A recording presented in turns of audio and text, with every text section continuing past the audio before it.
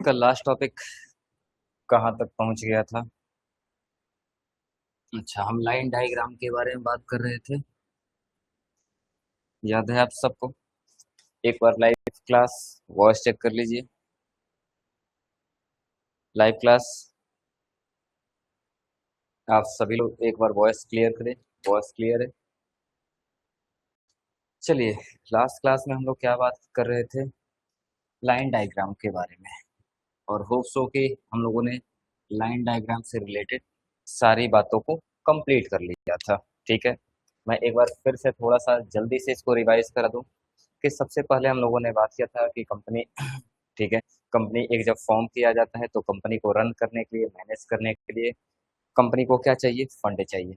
Initial level पे company loan ले लेके, ठीक है, काबिल नहीं होती है। इसलिए नॉर्मली अमृता एक बार वॉइस क्लियर करिए। तो एक नई कंपनी लोन लेने के काबिल नहीं होती है, इसलिए कंपनी नॉर्मली क्या करती है? अपने ओनरशिप को सेल करती है। अपने ओनरशिप को सेल करने का मतलब क्या है? वो अलग अलग लोगों को ओनर बनाती है और बदले में उनसे कैपिटल या पैसा लेती है। ठीक है, जिसको नॉर्मली हम किस नाम से जानते हैं? शेयर के नाम से जानते हैं। शेयर का मतलब क्या था कि सर, जो हमें टोटल वेल्थ क्रिएट करना है, जो हमें टोटल वेल्थ बनाना है, ठीक है, 100-200 करोड़ हमें जो भी इकट्ठा करने हैं, वो 1-2% से, ठीक है, पॉसिबल नहीं है कि 1-2% कंट्रीब्यूट करे और बिजनेस में इतना बड़ा वेल्थ क्रिएट हो जाए। तो वो बहुत सारे लोगों से क्या करते हैं? शेयरिंग की डिमांड करते हैं, कंट्रीब्यूशन की डिमांड करते हैं, या कंट्रीब्यूशन की रिक्वायरमेंट होती है, जिसकी वजह से हम उस कैपिटल को किस नाम से जानते हैं? शेयर कैपिटल के नाम से जानते हैं। बात क्लियर है? तो हम लोगों ने बात किया कि देखो, कंपनी शेयर इशू करती है, ठीक है, किसको? जनरल पब्लिक को। नॉर्मली अब हम किसके बारे में बात करने जा रहे हैं? कि जहाँ पे कंपनी शेयर इशू करती है जनरल पब्लिक को, जहाँ पे वो जनरल पब्लिक को शेयर सेल करेगी।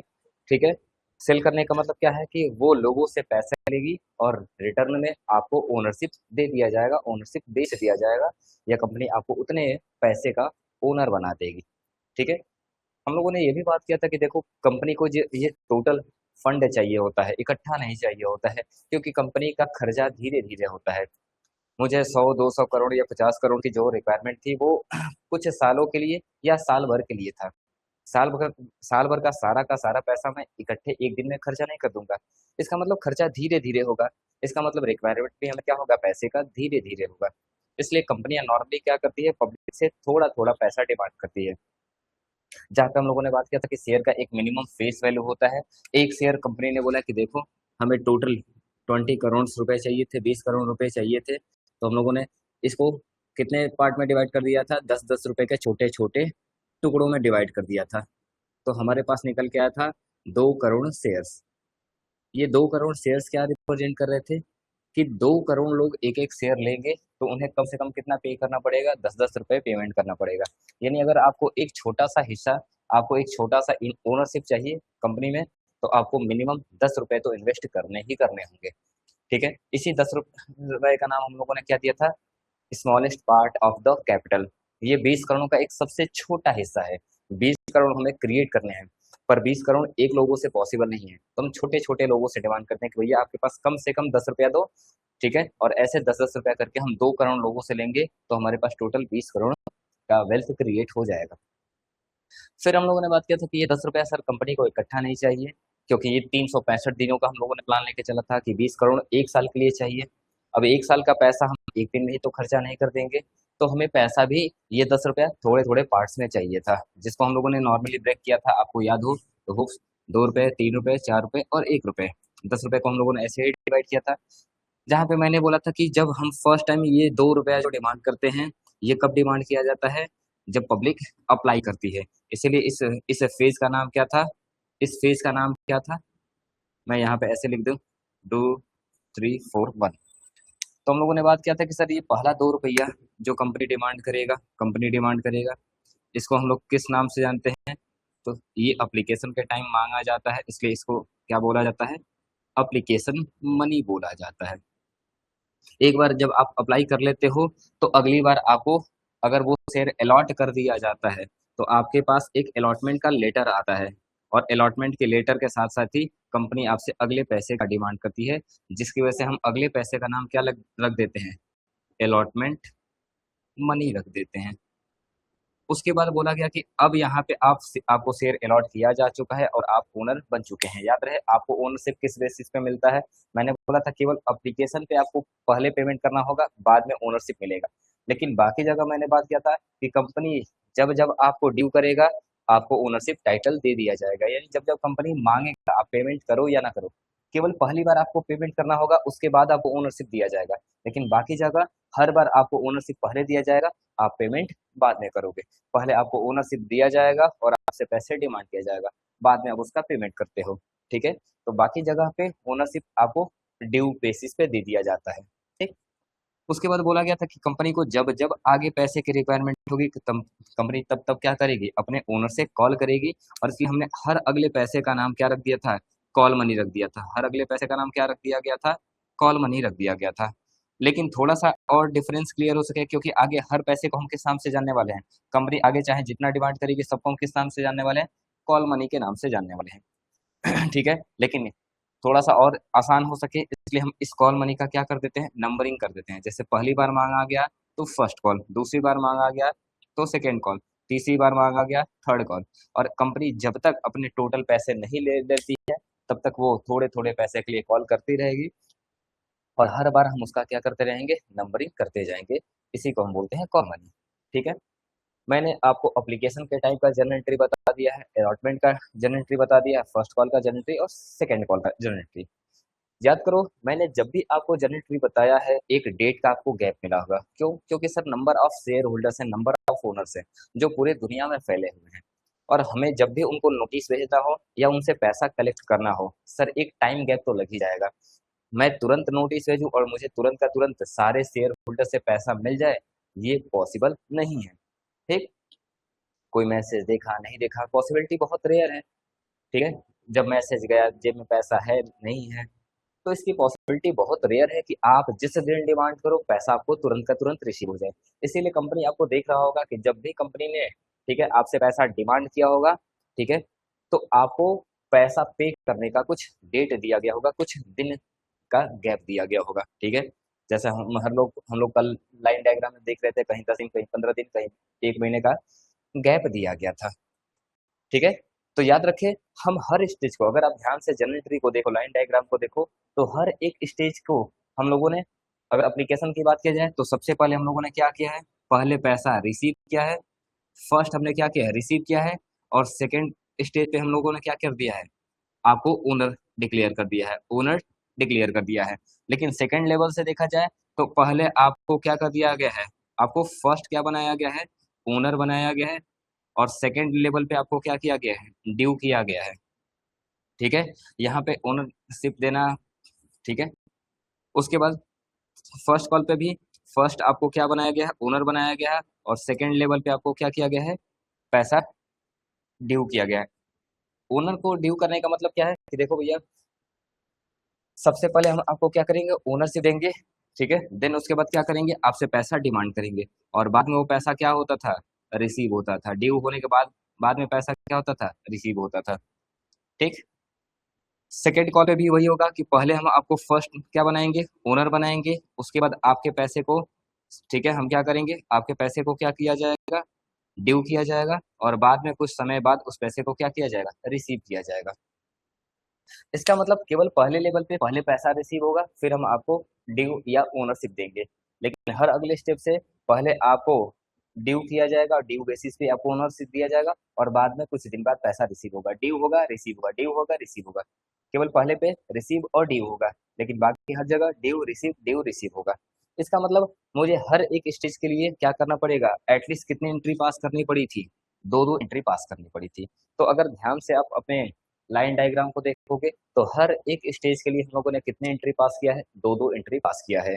एक रिसीव करने का, दूसरा ड्यू करने का, या दूसरा पहला ड्यू करने का, दूसरा रिसीव करने का। ठीक, और अभी हम ये नॉर्मल सिचुएशन लेके चल रहे थे कि जितना हमने शेयर, ठीक है, ऑफर किया, वो सारे के सारे शेयर बिक गए। और साथ ही साथ सबने टाइम से पेमेंट कर दिया। सारे शेयर नहीं बिकेंगे तो क्या होगा, कुछ लोग बाद में पैसा ना दे, बीच में पैसा ना दे, क्या होगा, वो तमाम बातें हम आगे डिस्कस करेंगे। फिलहाल हम एक नॉर्मल सिचुएशन लेके चले थे। तो मैंने आपको लाइन डायग्राम सिखा रखा था, आज मैं उसकी बेसिक एक एंट्री सिखा दे रहा हूँ एक क्वेश्चन के थ्रू, ठीक है। तो आइए एक छोटा सा क्वेश्चन फ्रेम किया जाए और उसको आज इसी लाइन डायग्राम, ठीक है, लाइन डायग्राम नहीं बल्कि कोशिश किया जाएगा, अगर आप लाइन डायग्राम में कंफर्टेबल हो तो लाइन डायग्राम, अदरवाइज एक नॉर्मल, ठीक है, एंट्री पास करने की कोशिश करते हैं। चलिए तो जरा क्वेश्चन लिखते हैं, क्वेश्चन लिखा जाए, ठीक है, क्वेश्चन लिखा जाए यहाँ पे जरा। Company offer 50,000 shares at the rate rupees 10 each. 10 each का मतलब हर एक शेयर के लिए कम से कम आपको कितना देना पड़ेगा, 10 रुपए। सर क्या 10 रुपए ही देना जरूरी है? मैंने बोला था ना, ये शेयर का सबसे स्मॉलेस्ट पार्ट होता है 10 रुपया। आप चाहो तो अपने शेयर का वैल्यू 20 रुपए, 30 रुपए, 40 रुपए कुछ भी रख सकते हो, बशर्ते कंडीशन एक है कि शेयर का जो भी आप डिवीजन करोगे वो 10 के मल्टीप्लीकेशन में होना चाहिए। 10, 20, 30, 40, 50 ऐसे ही होना चाहिए, 15, 20, 18 ऐसे नहीं चलेगा, ठीक। चलिए, इसका मतलब कंपनी कितना शेयर ऑफर करने जा रही है, 50,000, और एक शेयर के बदले वो आपसे कितना लेने वाली है, 10 रुपए। इसका मतलब टोटल हम कितना कलेक्ट करने जा रहे हैं, 50,000 इंटू 10, 5 लाख रुपए हम मार्केट से क्या करने जा रहे हैं, जनरेट करने जा रहे हैं, ठीक है। अच्छा, अब मैं इस 10 रुपए को एक बार में डिमांड नहीं करने वाला हूँ। नॉर्मली मैंने बोला था कि इसको हम क्या करेंगे, पार्ट पार्ट में डिवाइड कर देंगे। तो चलो अपने हिसाब से डिवाइड कर दिया जाए। 2 रुपए, ठीक है, 3 रुपए, 1 रुपया, 2 रुपया, कितना हो गया, 8 और 2 रुपया, 10 रुपए हो गए, ठीक है। मैंने इसको 5 बार में मांगा है, कितना कितना, 2 रुपए, 3 रुपए, 1 रुपए, 2 रुपए, 2 रुपए, टोटल ऐड करके चेक कर लीजिए क्या 10 रुपए के बराबर हो गया। इसका मतलब हम एक बार में पूरे 10 रुपए नहीं लेंगे, पहली बार में 2 रुपया, अगली बार में 3, अगली बार में 1, अगली बार में 2 और लास्ट में 2 बार, ठीक है। चलिए याद रखिए, जब भी मैं क्वेश्चन शेयर के फेस वैल्यू के सामने ऐसा कॉलम लिख दूं तो समझना कि पहला मनी किस चीज का है, एप्लीकेशन का है, इसलिए इसका नाम क्या होगा, एप्लीकेशन मनी। दूसरा पैसा कब मांगूंगा, जब मैं आपको शेयर अलॉट कर दूंगा तो सेकंड पैसा डिमांड करूंगा, इसलिए इसका नाम क्या होगा, अलॉटमेंट मनी। उसके बाद के हमें पता है कि उसके बाद कंपनी कॉल करेगी तो हम हर पैसे को क्या बोलेंगे, कॉल मनी, लेकिन सुविधा के लिए हम उसका क्या कर देते हैं, नंबरिंग कर देते हैं। तो ये फर्स्ट कॉल मनी, ये सेकंड कॉल मनी और ये थर्ड कॉल मनी, ठीक। चलिए, company receive equal number of application, ठीक है, and all money duly received, ठीक है। अब इसका मतलब क्या है, जरा ध्यान से देखिए। मैंने एक छोटा सा क्वेश्चन फ्रेम किया है। सबसे पहले क्या लिखा है, कंपनी ने ऑफर किया है कितना, 50,000 शेयर और एक शेयर का 10 रुपए है। Company receive equal number of application, company को एप्लीकेशन कितना मिला है, तो मैंने बोला था क्वेश्चन साइलेंट हो तो भी हमने ऑफर कितने का दिया, 50,000 का, तो हम रिसीव भी कितने का एप्लीकेशन करेंगे, 50,000 का।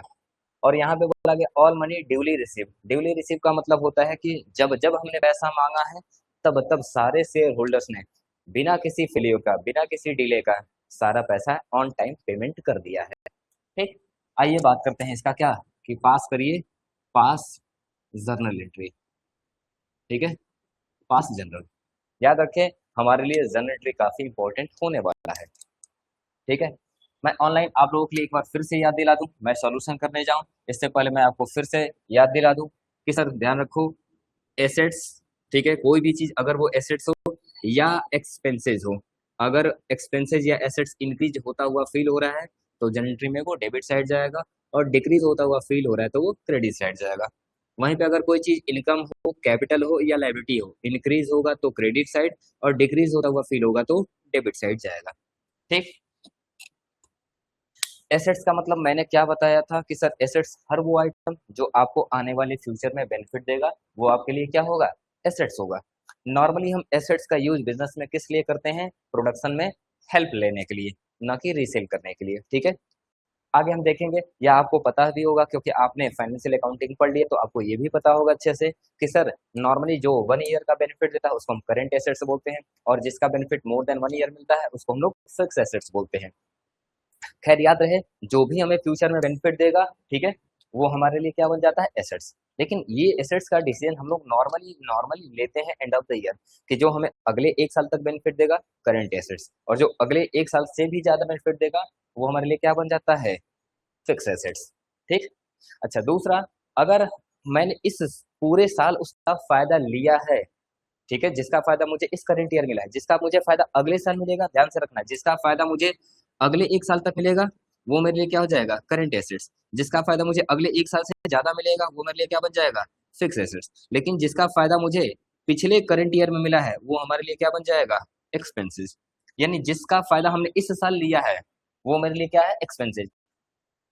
और इसी एक्सपेंसेस का वो हिस्सा जिसका फायदा हम इस करंट ईयर में नहीं ले पाए हैं, इस साल नहीं ले पाए हैं, और उसका फायदा अगले 1 साल के अंदर अंदर मिल जाने वाला है, तो वही मेरे लिए क्या बन जाएगा, करंट एसेट्स। और उसका फायदा, जिसका फायदा मैं यहाँ पे कंप्लीट नहीं ले पाया हूँ, उसका फायदा सीधी सी बात है हमें फ्यूचर में मिलेगा, और वो फ्यूचर 1 साल से ज्यादा हुआ तो वो क्या बन जाएगा, फिक्स एसेट्स।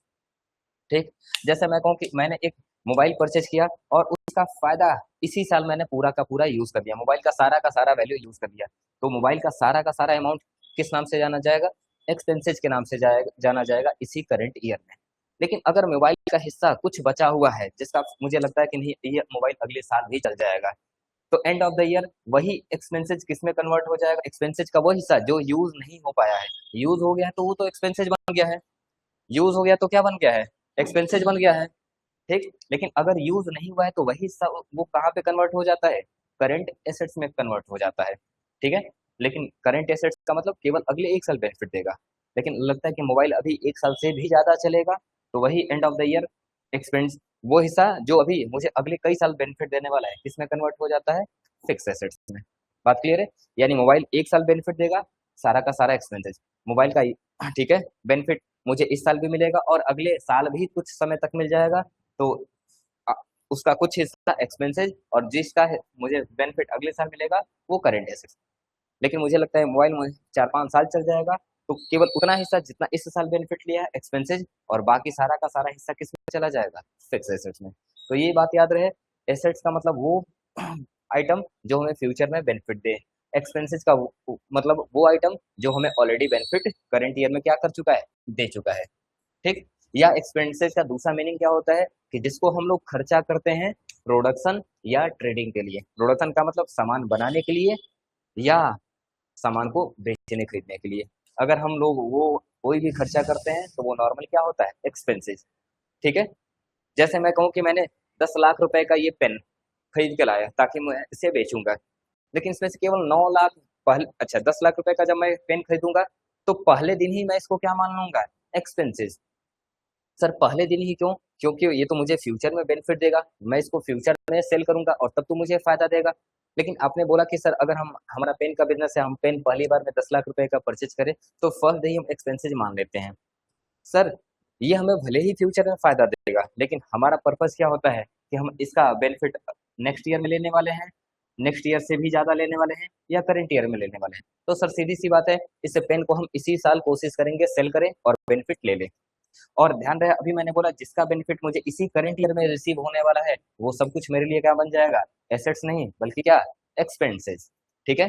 तो मैंने बोला कि सर हम 10 लाख रुपए का पेन परचेज करके लाए हैं ताकि हम सेल करेंगे, तो ये 10 लाख का 10 लाख पहले दिन हम क्या मान लेते हैं, एक्सपेंसेस मान लेते हैं। लेकिन अगर सपोज करो एंड ऑफ द ईयर पता चलता है कि सर इसमें से केवल और केवल मैंने 9 लाख रुपए का ही पेन सेल कर पाया है, 1 लाख का पेन नहीं बिका है, तब हम बोलेंगे कि देखो 9 लाख रुपए का फायदा मैंने इस करंट ईयर में ले लिया है, इसलिए वो एक्सपेंसेस तो है ही, लेकिन मैंने गलती से स्टार्टिंग में कितने रुपए रिकॉर्ड कर लिया था, 10 रुपए, 10 लाख रुपए, जबकि हमें इस साल करंट ईयर में फायदा कितने का मिला है, 9 लाख रुपए का। तो हम लास्ट में फिर से रेक्टिफाई करते हैं कि सर देखो 10 लाख का 9 लाख हमें फायदा मिल गया है, इसलिए 9 लाख एग्जैक्ट एक्सपेंसेज है, और 1 लाख हमने पेन सेल नहीं किया है, जबकि आने वाले फ्यूचर में सेल करेंगे। अब ये तो आने वाले फ्यूचर में हम उसको कितने साल में बेचने की कोशिश करेंगे, क्या अगले साल 1 साल के अंदर अंदर, या कई साल लगा देने की कोशिश करेंगे।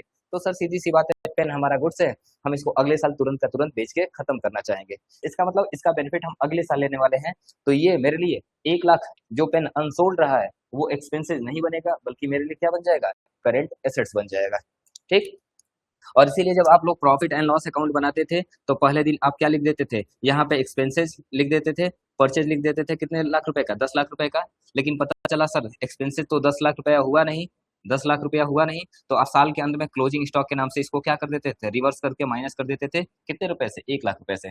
तो ये अल्टीमेट इफेक्ट कितने का दिखाता था, 9 लाख रुपए का दिखाता था। ये हमारा अकाउंटिंग ट्रीटमेंट होता है। ठीक, चलिए उसके बाद इनकम सर किसे बोलते हैं। एक्सपेंसेस का मतलब क्या था, जिसका बेनिफिट हमें ऑलरेडी रिसीव हो चुका हो या जिसको मैंने खर्चा किया हो प्रोडक्शन के लिए या ट्रेडिंग के लिए, वो सब कुछ क्या होगा, एक्सपेंसेज होगा। कोई फर्क नहीं पड़ता है कि कस्टमर ने हमें पेमेंट दिया है, माफ करना, एक्सपेंसेज हो रहा होगा तो हमें पेमेंट करना होगा ना। तो कोई फर्क नहीं पड़ता है कि मैंने पैसा दिया है या नहीं दिया है, मैं सामान चाहे कैश में खरीद के लाऊं चाहे उधार खरीद के लाऊं, कोई फर्क नहीं पड़ता है। मेरे लिए एक्सपेंसेस वो है जिसका मैं फायदा ले चुका हूँ। ठीक है, मैंने 1 महीना आपसे काम कराया, मुझे सैलरी पेमेंट करना है, मैं पेमेंट करूं या ना करूं, मेरे लिए वो एक्सपेंसेस है तो है, क्योंकि उसका बेनिफिट हमने ले लिया है। हाँ, वो अलग बात है कि पेमेंट नहीं है तो बाद में वही किस में कन्वर्ट हो जाता है, लायबिलिटी में। ठीक, दूसरा, तीसरा इनकम कब होता है, तो हमने बताया था इनकम का मतलब वो जब आप कस्टमर को सर्विसेज या गुड्स प्रोवाइड कर देते हो, सामने वाले जिस पर्पज से आया आप उसका पर्पज फुलफिल कर देते हो, तो आप उसे पैसे की डिमांड करते हो। ठीक है, और उसी पैसे को हम नॉर्मली क्या बोलते हैं, इनकम या रेवेन्यू। इसका मतलब जब भी आप कस्टमर को गुड्स या सर्विसेज प्रोवाइड कर दोगे, आप इनकम अर्न कर लेते हो, चाहे कस्टमर ने पेमेंट दिया हो या नहीं दिया हो, कोई फर्क नहीं पड़ेगा। इनकम हम उसी दिन मान लेते हैं जिस दिन हमने कस्टमर को गुड्स या सर्विसेज प्रोवाइड किया है। आप ही बताओ, अगर मैं कहूँ कि आपने मुझे आज 10 लाख रुपए का सामान सेल कर दिया, ठीक, और मैंने आपको पैसा एक भी रुपया नहीं दिया, तो सीधी सी बात है, आप घर पे जाके पापा से क्या बोलोगे कि पापा आज मैंने 10 लाख रुपए का सेलिंग तो किया, पर पैसा अभी मिला नहीं है, फ्यूचर में मिलेगा। इसका मतलब इनकम तो हुआ है पर रिसीव नहीं हुआ है। अच्छा यही बताओ, अगर मैं 10 लाख 2 साल बाद पेमेंट करूं, ठीक है, तो क्या 2 साल बाद का इनकम मानोगे या बोलोगे कि ये पैसा 2 साल पहले का है, पुराना है। आप खुद बोलोगे कि ये 2 साल पुराना पैसा है। इसका मतलब आपने उसी दिन इनकम मान लिया था जिस दिन आपने मुझे क्या किया था, सामान सेल किया था, गुड्स सोल्ड किया था। बात क्लियर है। ठीक, आज मैं आपको कोई पेमेंट दे के जा रहा हूँ 5 लाख रुपया, और आज आपने मुझे कुछ भी नहीं दिया। ठीक है, इसका मतलब ऑलरेडी आप मुझे कुछ दे चुके होंगे।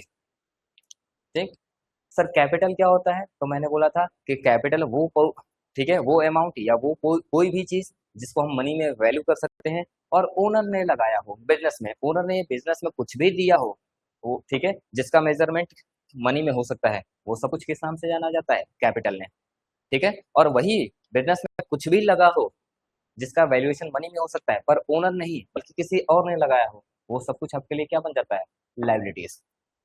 ठीक, तो एसेट्स और एक्सपेंसेस अगर आपको फील हो रहा होगा कि हमारे यहाँ खर्चा या एसेट्स बढ़ रहा है तो वो डेबिट साइड चला जाएगा, और खर्चा या एसेट्स घट रहा है तो वो क्रेडिट हो जाएगा। इनकम, कैपिटल, लायबिलिटी, अगर लग रहा है कि इनकम बढ़ रहा है या मेरे ऊपर कर्जा बढ़ रहा है, चाहे वो बाहरी हो चाहे ओनर का हो, तो हम उसको जनरल में क्रेडिट साइड डालेंगे, और लग रहा है कि इनकम कम हो रहा है या लायबिलिटी कम हो रहा है तो हम उसको डेबिट कर दिया जाएगा। ये आपके रूल होते हैं। ठीक, अब आइए इस सवाल को जरा सॉल्व करते हैं, इस सवाल को क्या करते हैं, सॉल्व करते हैं। मैंने बेसिक आपको एंट्री बता दिया, आइए जरा सॉल्व करते हैं। सर सबसे पहले बताओ ना कि एंट्री कब पास होती है।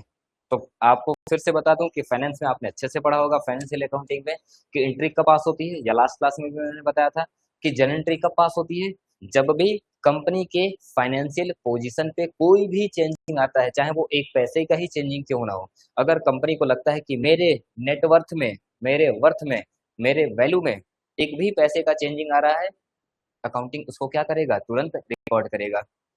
ठीक है, याद रहे उसका मेजरमेंट मनी में होना मस्ट है। अगर हम उसका मेजरमेंट नहीं कर पाएंगे कि कोई भी चीज हुआ है और उसका मेरे ऊपर क्या असर पड़ा, अगर हम इसको मनी में वैल्यू नहीं कर पाएंगे, फिर उसकी रिकॉर्डिंग अकाउंटिंग नहीं करता है। दो वर्कर मेरे आपस में लड़ गए, मेरे बिजनेस पे असर पड़ेगा, मेरा काम रुकेगा, पर उनके काम रुकने की का अगर मैं मेजरमेंट नहीं कर पाता हूँ कि कितने रुपए का लॉस हुआ, फिर उनकी लड़ाई को अकाउंटिंग डायरी में नहीं नोट करेगा। ठीक है, बात क्लियर है। चलिए, तो आइए सबसे पहला रिकॉर्डिंग शुरू करते हैं। क्या कंपनी सबसे पहले पब्लिक को ऑफर करेगी, पब्लिक को ऑफर करेगी 50,000 से 10 रुपए के हिसाब से, तो क्या यहाँ पे केवल एडवर्टाइज करने से कंपनी का फाइनेंशियल पोजीशन कहीं भी कोई चेंज हो रहा है? नहीं चेंज हो रहा है, क्योंकि हम केवल आपको बता रहे हैं ना कि मैं अपने शेयर बेचना चाहता हूँ, ठीक है? जिसका वैल्यू 10 रुपए है, आप थोड़ा-थोड़ा पेमेंट करके मेरे शेयर को ले सकते हो। क्या केवल बताने से मेरे पैसे में कोई चेंजिंग आएगा? नहीं आएगा।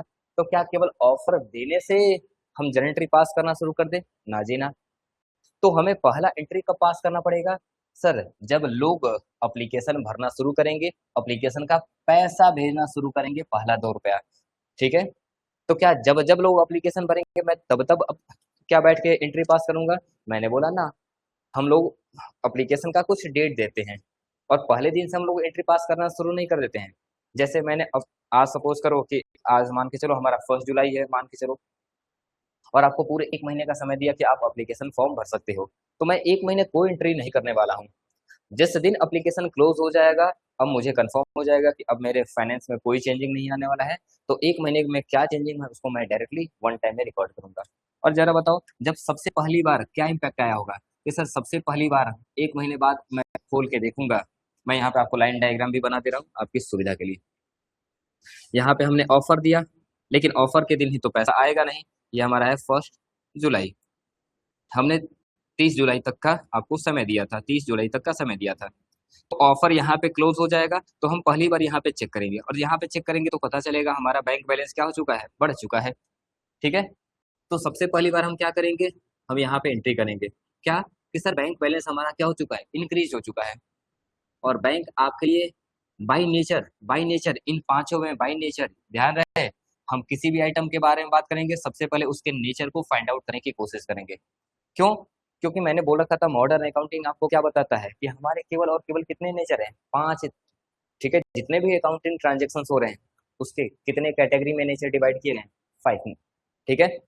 तो हमें सबसे पहले उसके नेचर को पकड़ना होगा कि जो भी हम आइटम की यहाँ पे, ठीक है, चेंजिंग के बारे में बात करने जा रहे हैं वो इन पांचों में से किससे बिलोंग करता है। अगर एक बार हम पकड़ ले गए तो हमें पता है कि वो इंक्रीज हो रहा होगा तो डेबिट, या इंक्रीज हो रहा होगा तो क्रेडिट पता चल जाएगा। इसका मतलब नेचर पकड़ना मस्ट है।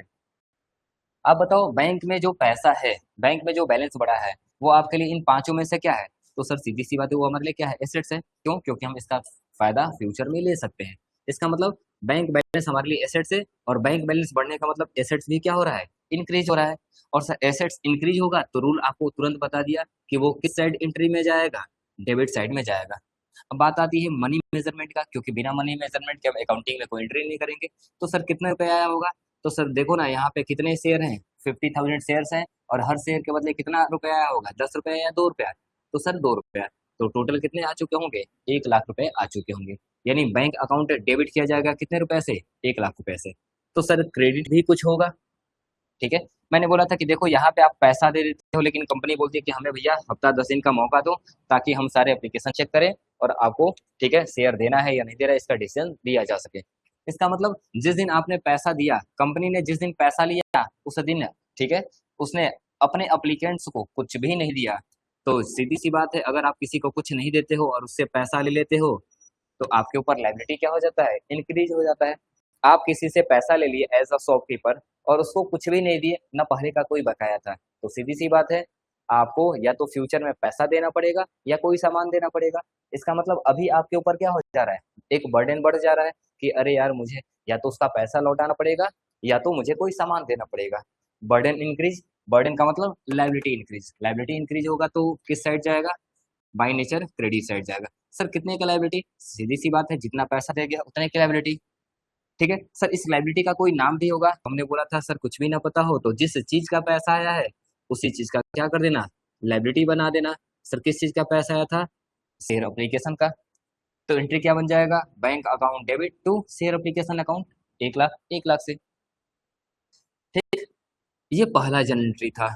दूसरा जनरल एंट्री, सर 1 हफ्ते बाद हम उनको क्या करेंगे, ओनरशिप देंगे या ओनरशिप नहीं देंगे, यही तो होगा।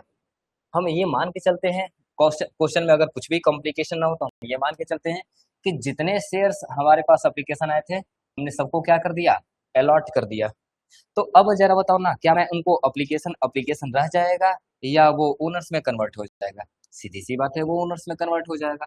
इसका मतलब अब मुझे एप्लीकेशन का टैग हटाना पड़ेगा, ठीक, हटाना पड़ेगा।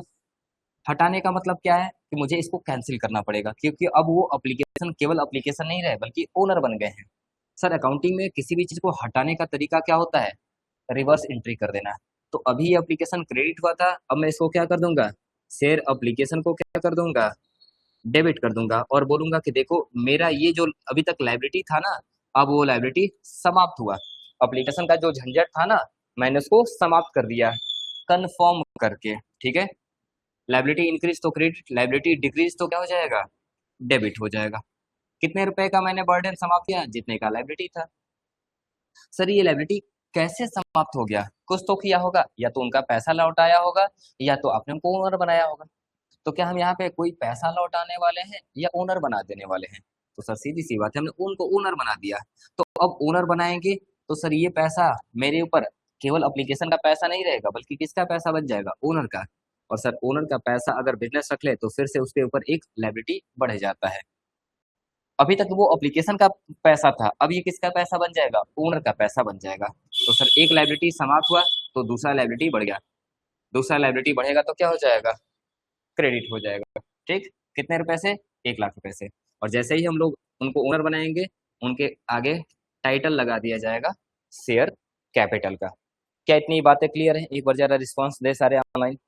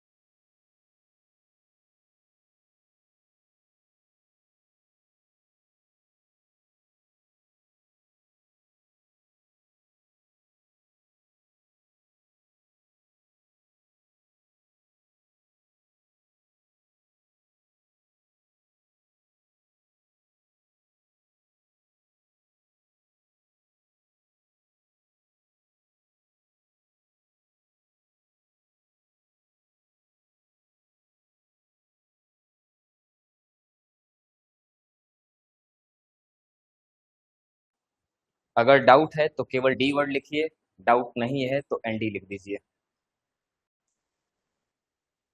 अमृता, अस्मिता, मुस्कान, मुझे हाँ और या ना में समझ में नहीं आ रहा है। आप या तो डाउट है तो डी लिखिए, नहीं है तो एनडी लिखिए जल्दी। चलिए मैं तब तक आगे बढ़ता हूँ। ठीक, तो सर हमारा शेयर कैपिटल ओनर्स कितने का बन जाएंगे? 1 लाख रुपए का ओनर बना दिया जाएगा। इसका मतलब मैंने एप्लीकेशन को कैंसिल किया डेबिट करके। जब इसको डेबिट किया तो क्रेडिट वाला प्लेस खाली हो गया, तो मैंने क्रेडिट वाले प्लेस को खाली किस लिए कराया था? क्योंकि एप्लीकेशन अब किस में कन्वर्ट हो रहा था? ओनर में। ठीक है, तो एक का जगह खाली कराया, एप्लीकेशन का जगह खाली कराया, एप्लीकेशन डेबिट हो गया, एप्लीकेशन के जगह पे मैंने अब किसका नाम रख दिया? ओनर्स का नाम रख दिया। ठीक है, ऑनलाइन आप लोगों को एक बार में बातें समझ में नहीं आती है। मैंने बोला अगर डाउट है तो डाउट लिखिए, डी वर्ड लिखिए, और नहीं डाउट है तो एन डी लिखिए। आप लोग बार बार यस सर नो सर किए जा रहे हैं। मुझे यस सर नो सर से समझ में नहीं आ रहा कि आपको डाउट है या नहीं है। मैं बार बार हिंट दे रहा हूँ कि डाउट है तो केवल डी कैपिटल में लिखिए, डाउट नहीं है तो एन डी लिखिए। आप लोगों को इतनी छोटी बातें समझ में नहीं आ रही?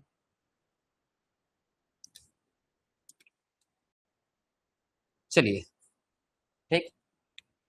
तो सबसे पहले अगर मैं इस स्टेज के बारे में बात कर दूं तो सबसे पहले आपने पैसा क्या किया? रिसीव किया। और बाद में आपने ओनरशिप को क्या किया? ड्यू किया। लेकिन सर अगली बार से आप ओनर्स डिवाइड कर चुके हो, ओनर्स कंफर्म कर चुके हो, तो आप उन्हें क्या करोगे? कुछ दिनों के अंदर अंदर अगला लेटर भेजोगे। और उस लेटर में दो तरह का लेटर होगा। पहला लेटर किस चीज का होगा? तो मैंने बोला था कॉन्ग्रेचुलेशंस का होगा, बधाई हो का होगा कि आपको शेयर अलॉट किए गए हैं। और साथ ही साथ दूसरा लेटर किस चीज का होगा? कि आपको ओनर बनाया जा चुका है, आप अगला पैसा पेमेंट करो। ठीक, तो सर सीधी सी बात है, हम क्या करने वाले हैं? लेटर ड्यू करने वाले हैं, लेटर सेंड करने वाले हैं। मैंने बोला था कि जिस लेटर को हम सेंड करेंगे वही लेटर मेरे लिए क्या बन जाएगा, एक एसेट्स का काम करेगा। क्यों? क्योंकि वो फ्यूचर में पैसा लाने वाला है। एसेट्स इंक्रीज होगा सर, डेबिट हो जाएगा। कितना वो अलॉटमेंट, अलॉटमेंट कितना पैसा लेके आने वाला है, तो हर शेयर पे 3 रुपया। हम टोटल शेयर कितना इशू करने जा रहे हैं, 50,000 शेयर। तो 3 रुपए के हिसाब से ये अगला लेटर मुझे कितना रुपया ला के देने वाला है, 1.5 लाख रुपए ला के देने वाला है। ठीक। लेकिन मुझे उसी दिन आपको ओनर बनाना पड़ेगा, तो ओनर बनाने के लिए मुझे आपके शेयर कैपिटल को मुझे क्या करना पड़ेगा, याद रखें, जब भी हम ओनरशिप देंगे शेयर कैपिटल हमेशा क्या होगा, क्रेडिट होगा, और हमेशा लायबिलिटी क्या होगा, इंक्रीज होगा। ध्यान रहेगा। ठीक है। कितने रुपए का ओनरशिप देना पड़ेगा, जितना रुपया मैं आपसे डिमांड कर रहा हूँ। ठीक। उसके कुछ दिन बाद आप इनको टाइम देंगे कि भैया आपको, आपके पास हफ्ता 10 दिन का समय है, आप इस 1.5 लाख रुपए को पेमेंट करो। मैं फर्स्ट डे से रिकॉर्डिंग नहीं करूंगा, मैं 8-10 दिन वेट करूंगा। जिस दिन डेट समाप्त हो जाएगा उस दिन देखूंगा कितने पैसे आ चुके हैं, और हमें यही मान रहे हैं कि सारे के सारे पैसे हमारे आ चुके हैं। तो जरा बताइए एंट्री क्या बन जाएगा। सर जिस दिन पैसा हम लोग चेक करेंगे तो हमारा बैंक बैलेंस बढ़ चुका होगा, बैंक बैलेंस इंक्रीज हुआ होगा तो एसेट्स इंक्रीज हुआ होगा, एसेट्स इंक्रीज हुआ होगा तो डेबिट साइड जाएगा, और कितने आ चुके होंगे, पूरे के पूरे 1.5 लाख रुपए। ठीक। तब मैं बोलूंगा कि देखो अब अलॉटमेंट, अब तुम्हारा कोई काम नहीं है। ठीक है। पहले तुम मेरे एसेट्स थे क्योंकि तुम्हारे अंदर पावर था 1.5 लाख जो रुपया जनरेट करने का, लेकिन अब वो पैसा आ चुका है, तुम्हारा पावर समाप्त, तुम्हारा काम समाप्त, अब तुम यहाँ से जा सकते हो। तो शेयर अलॉटमेंट को हमें क्या करना होगा, शेयर अलॉटमेंट को हमें क्या करना होगा, जो हमारा एसेट्स था अब उसको एसेट्स से हटाना पड़ेगा। एसेट्स हटाने के लिए क्रेडिट कर देंगे, कितने रुपए से, 1.5 लाख रुपए से। ठीक। फिर अगला हम क्या करेंगे, अगला जब मुझे पैसा चाहिए तो मैं अगला पैसा क्या करूंगा, कॉल करूंगा या ड्यू करूंगा। ड्यू करूंगा तो सर एंट्री क्या बन जाएगा, जब मैंने यहाँ पे अलॉटमेंट को ड्यू किया था अलॉटमेंट ड्यू बना, जब मैं फर्स्ट कॉल को ड्यू करूंगा तो क्या यहाँ पे बन जाएगा, फर्स्ट कॉल अकाउंट क्या हो जाएगा, एसेट्स बनेगा। क्यों? क्योंकि अब ये लेटर मुझे पैसा देगा, एसेट्स इंक्रीज होगा, डेबिट। लेकिन कितना पैसा देगा सर, 1 रुपए ला के देगा। तो 50,000 शेयर्स पे 1 रुपया यानी कितना, 50,000 मुझे वो देने वाला है। सर जिस दिन मैं आपको लेटर ड्यू किया हूँ मुझे उसी दिन ओनर देना पड़ेगा, तो मुझे शेयर कैपिटल को क्या करना पड़ेगा, शेयर कैपिटल को क्या करना पड़ेगा, क्रेडिट करना पड़ेगा, मुझे ओनरशिप देना पड़ेगा। कितने रुपए का, जितना रुपया मैं आपसे डिमांड कर रहा हूँ। ठीक। कुछ समय बाद मुझे वो पैसा क्या होगा, कुछ समय बाद वो मुझे पैसा क्या होगा जिसको मैंने ड्यू किया था, वो क्या हो जाएगा, रिसीव होगा। ठीक है। रिसीव होगा तो एंट्री क्या हो जाएगा, सर मेरा बैंक बैलेंस इंक्रीज हो जाएगा। बैंक बैलेंस इंक्रीज होगा तो एसेट्स इंक्रीज, एसेट्स इंक्रीज तो डेबिट, कितने रुपए आएगा, तो सर जितना हमने डिमांड किया था 50,000। फिर मैं बोलूंगा कि देखो लेटर तुम्हारा काम समाप्त, अब तुम यहाँ से जा सकते हो। तो फर्स्ट कॉल को हम क्या कर देंगे, एसेट से हटा देंगे, एसेट्स हटेगा क्रेडिट कितने से, 50,000 से। और ऐसे ही हम एंट्री आगे करते जाएंगे आखिरी तक। ठीक है। लेकिन आखिरी में मैं बता दूं कि जब आप आखिरी वाला 2 रुपया मांगोगे, ठीक है, आखिरी वाला 2 रुपया मांगोगे, आप 7th और 8th वाली एंट्री आप खुद से पास करना। ठीक है। मैं 9th एंट्री बता दे रहा हूँ। ठीक है। जो हम आखिरी पैसा मांगने वाले हैं, सर सबसे पहले हम क्या करेंगे, ड्यू करेंगे। ड्यू करेंगे तो एंट्री क्या बन रही थी, सर जिस भी लेवल का नाम था उसका नाम लिख देंगे। तो सर ये कौन सा मनी है, share first call, second call, third call, share third call नहीं लिखते हैं, थर्ड एंड फाइनल कॉल लिखते हैं, ताकि लोगों को पता चल जाए कि ये आखिरी पैसा मांगा जा रहा है। फाइनल का मतलब क्या होता है, ये आखिरी पैसा डिमांड किया जा रहा है। तो share third and final call क्या हो जाएगा हमारा, एसेट्स बनेगा। एसेट्स इंक्रीज तो डेबिट किया जाएगा, और डेबिट कितने से हो जाएगा, 50,000 शेयर पे 2 रुपया मांगा जा रहा है, 1 लाख रुपए से डेबिट। ठीक। अब उसी दिन हम आपको ओनरशिप दे देंगे तो शेयर कैपिटल क्या हो जाएगा, लाइबिलिटी इंक्रीज। ठीक है। लाइबिलिटी इंक्रीज करने का मतलब क्रेडिट, कितने रुपए से, 1 लाख रुपए से, और 100 और एंट्री हमारी चलती जाएगी। ठीक। तो इस मैंने आपको 6-7 एंट्री बता दी है, आप इस क्वेश्चन को एक बार पूरा कंप्लीट करिए। ठीक। चलिए